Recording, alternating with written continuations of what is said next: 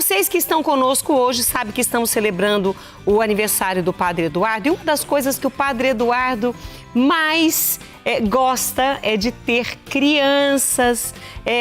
Vocês veem as missas, né? Ele chama as crianças para ver no final da missa. Sempre gostou. Ele é como Jesus, né? Deixai vir a mim as criancinhas. E são essas crianças que nós temos que zelar por sua integridade, pelo seu aprendizado, pela sua saúde física, emocional, mental, enfim. Nós temos que zelar pelas crianças. E quem faz isso com muito carinho, além dos pais e familiares, claro, são os educadores. E hoje a gente recebe uma destas educadoras que zelam pelo carinho, com muito carinho pelas crianças, que é a Maria Maleba. Ela é pedagoga, educadora.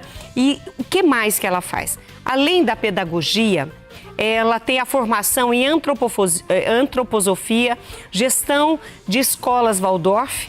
Ela atua como diretora de escola no interior de São Paulo, em Lorena, e é também professora universitária na Unifateia. E aí eu quero agradecer a sua participação por estar conosco hoje, Maria. Bem-vinda. Obrigada, querida. Obrigada pela oportunidade de fala e bem-vindo vocês ao meu coração aqui para compartilhar com vocês um pouco de tudo que eu aprendi e aprendo com as crianças. Bom, se nós prestarmos atenção nas crianças, o que falou é real. A gente aprende muito com eles. Porque existe uma pureza, uma transparência e uma sinceridade que muitas vezes nós adultos, polidos, a gente se segura, mas a criança não. Mas é muito gostoso isso. E agora, com a volta às aulas, é claro, existem vários tipos de escolas que adotam seus métodos, mas nesse sistema que você é gestora de várias escolas, a gente queria entender, nesse volta às aulas, muda alguma coisa deste sistema para o sistema tradicional ou comum das escolas, sejam elas particulares ou públicas?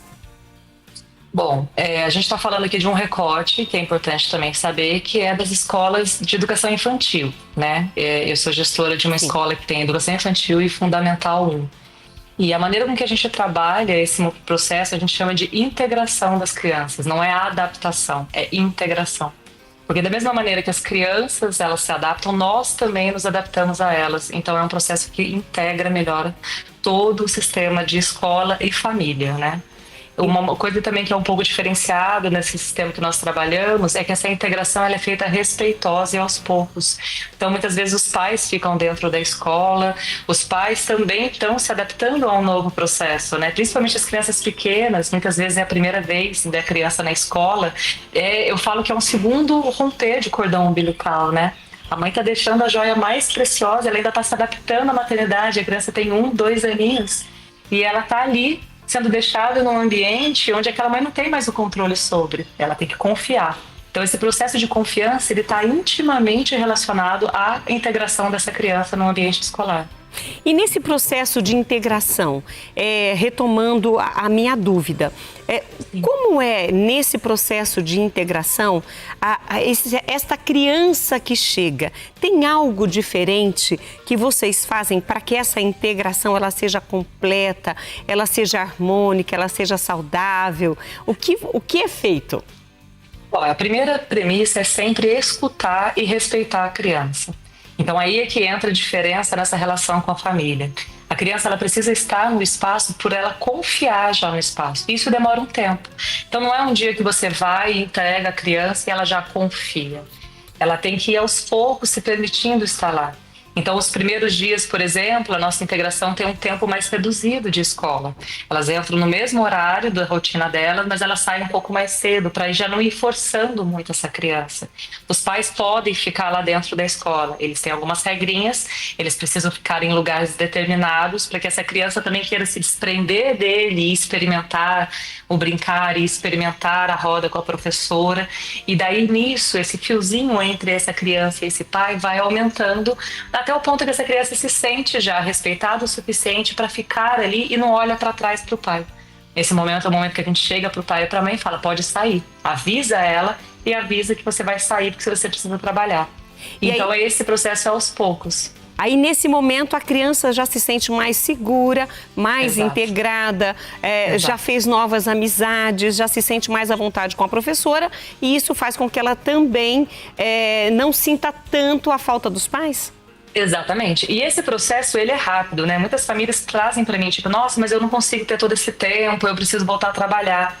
Mas a gente percebe uma correlação direta entre a segurança desse pai e dessa mãe no ambiente, na escola, e a segurança que essa criança tem também em se entregar para a escola. Então, se uma família está segura e confia naquele ambiente, naquela escola que ela escolheu para o seu filho, essa integração em 3, 4 dias ela acontece de uma maneira muito harmônica, é muito bonito de ver. Então, esse retorno às aulas, você acredita que é uma nova abordagem? Essa integração, como você mudou mais do que uma adaptação, é uma integração, porque todos se adaptam de uma forma integrada?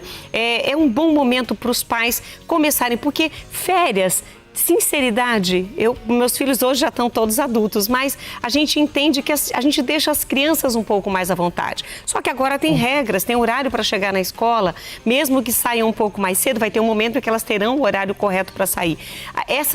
Essa rotina escolar vai interferir no dia a dia da família? De que forma a família consegue, aproveitando já essas mudanças do volta às aulas, para mudar também a rotina da criança?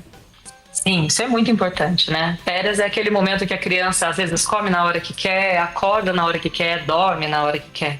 Isso traz para ela toda uma bagunça do ritmo e da rotina dela. E criança precisa de ritmo e rotina para se desenvolver saudável, tanto no aspecto social, emocional, quanto no aspecto físico também. Quanto mais organização no ritmo e na rotina essa criança tem em casa e, obviamente, na escola, melhor é o desenvolvimento dela. Ela se sente mais segura e ela fica mais saudável por isso. Então, a minha dica, na verdade, também é que a gente faça isso aos poucos. Porque nas férias, a gente quer também esse lugar das férias, né? De acordar, de comer, de brincar, de dormir mais tarde. Isso é gostoso para eles. A gente também não pode ser muito rígido. Só que esse retornar para o ritmo e para a rotina, que também é saudável, precisa ser respeitoso, com limites, com organização, que a família, os pais, os responsáveis têm que colocar de uma maneira amorosa, mas certa, porém respeitosa, entendendo o tempo dessa criança para se adaptar a esse novo processo.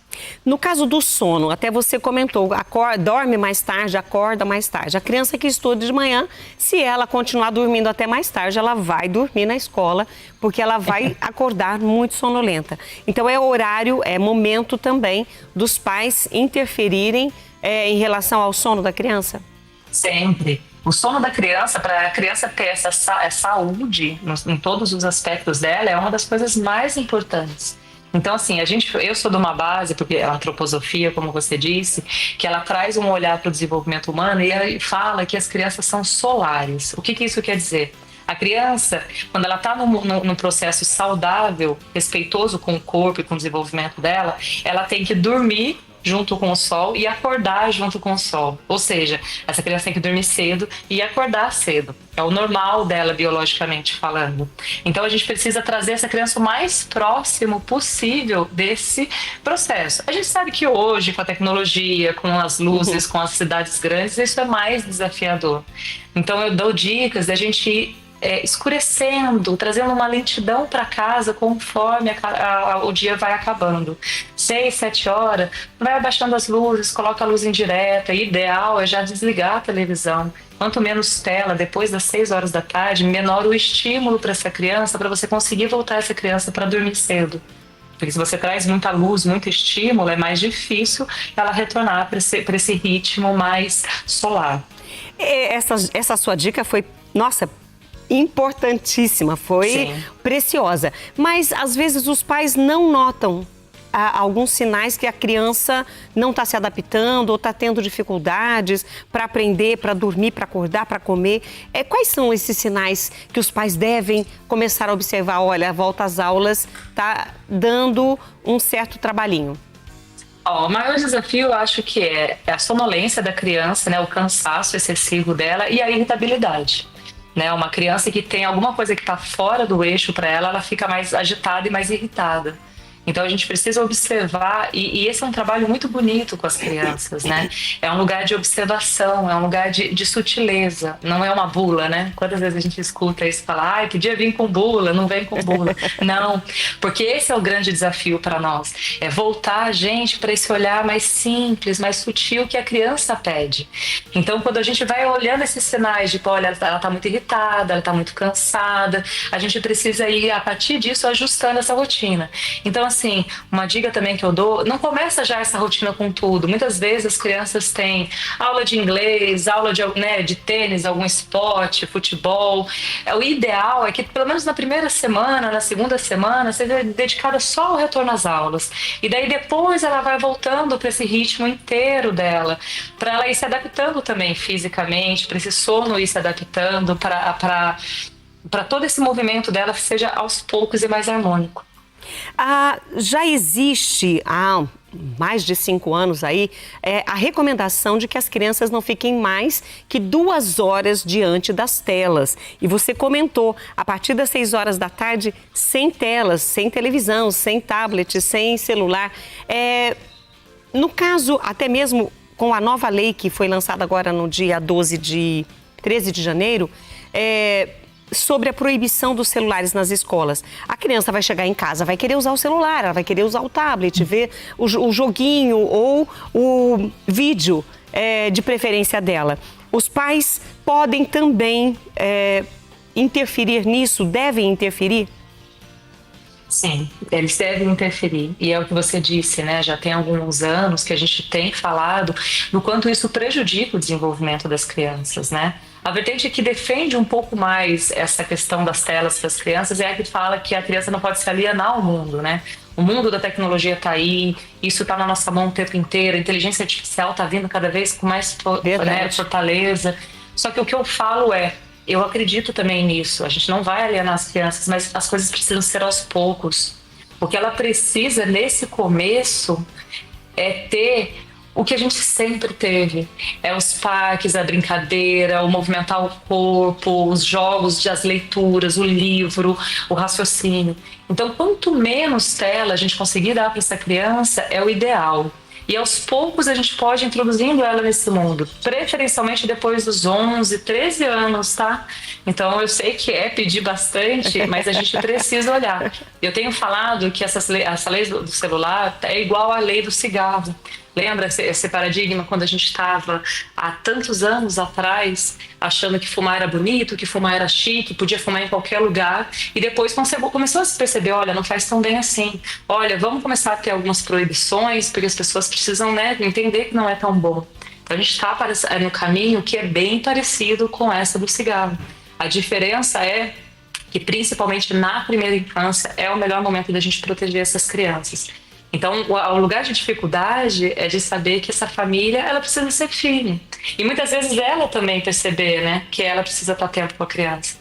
E até os criadores dos computadores, celulares, etc., eles mesmos proíbem os seus filhos de usarem antes dos 16 anos. E a recomendação, através de pesquisas, enfim, que foram feitas, é que o máximo deveria ser de 2 horas, incluindo todas as telas. Então, que a gente entenda que isso é uma recomendação.